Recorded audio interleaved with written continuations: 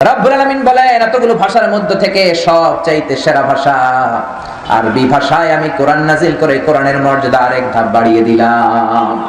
ইন্না আনজালনাহু কুরআনান আরাবিয়্যান লাআল্লাকুম তাআকিলুন। নিশ্চয় আমি এই কোরআনকে আরবি ভাষায় নাজিল করেছি যাতে তোমরা বুঝো। জোরে কোন ঠিক কিনা? কোরআন কোন ভাষায় নাজিল হয়েছে? আর জোরে কোন ভাষায়? আরবি শিখতে রাজি আছেন তো? সবাই রাজি আছেন? আবার আল্লাহ বললেন, আমার কাছে মাসের হিসাব 12টা। এক বছরে মাস কয়টা? সবাই বলেন, আরো জোরে বলেন। আল্লাহ বললেন 12 মাসের যে কোনো মাসে এই কোরআন আমি নাজিল করতে পারতাম, কিন্তু 12টা মাসের যে কোনো মাসে আমি কোরআন নাজিল করি নাই। সাইয়্যিদুশ শুহুর, 12টা মাসের সেরা মাস রমজান মাসে কোরআন নাজিল করে কোরআনের মর্যাদা আরেক ধাপ বাড়িয়ে দিল কে?